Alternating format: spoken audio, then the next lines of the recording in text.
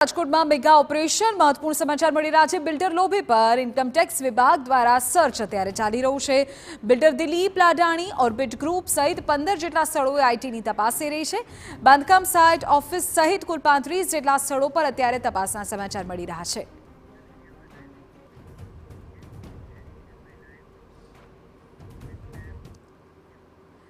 ત્યારે રાજકોટમાં આઈટી વિભાગના મેગા ઓપરેશનને લઈને વધુ જાણકારી અમારા સંવાદદાતા મોહિત આપી રહ્યા છે। મોહિત, કયા વિસ્તારોમાં કેટલા ઠેકાણાઓ પર અત્યારે આઈટીનું સર્ચ?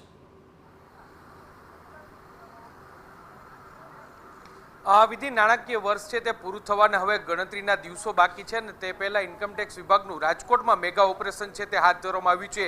આ બિલ્ડર લોબીને ત્યાં જે તપાસ છે તે ઇન્કમટેક્સ વિભાગ દ્વારા કરવામાં આવી છે। આપને હું સૌપ્રથમ જે દ્રશ્યો છે તે બતાવવા માંગીશ કે જ્યાં લાડાણી એસોસિએશનનો જે પ્રોજેક્ટ ચાલી રહ્યો છે ત્યાં અત્યારે ઇન્કમટેક્સ વિભાગ છે તેમના દ્વારા તપાસ છે તે હાથ ધરવામાં આવી રહી છે। રાજકોટ ઇન્કમટેક્સ વિભાગની ઇન્વેસ્ટિગેશન વિંગ છે તેમના દ્વારા આજ સવારથી કુલ 200 અધિકારીના કાફલા સાથે કુલ 30 થી 35 સ્થળોએ આ તપાસ છે તે ચાલી રહી છે। જેમાં ટોચના જે બિલ્ડરો છે વિનેશ પટેલ છે, દિલીપ લાડાણી છે, તે તમામ બિલ્ડરો, તેમના ફાઇનાન્સરો, તેમના ચાર્ટર્ડ એકાઉન્ટન્ટ, તમામ જે તેમની સાથે જોડાયેલા જે ભાગીદારો છે ત્યાં આ તપાસ છે તે ચાલી રહી છે।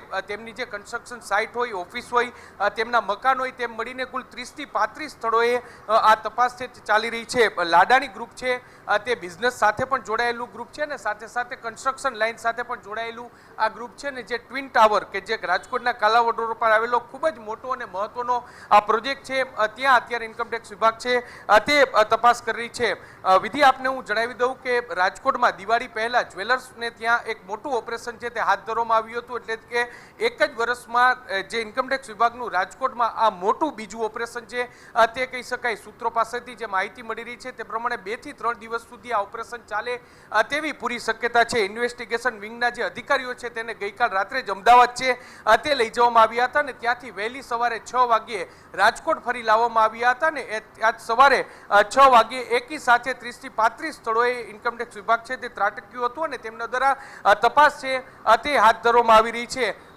2 દિવસ બાદ ખૂબ જ મોટા પ્રમાણમાં કાળું નાણું અને બિનહિસાબી વ્યવહારો છે તે સામે આવી તેવી પણ પૂરેપૂરી શક્યતા છે તે અત્યારે વ્યક્ત કરવામાં આવી રહી છે।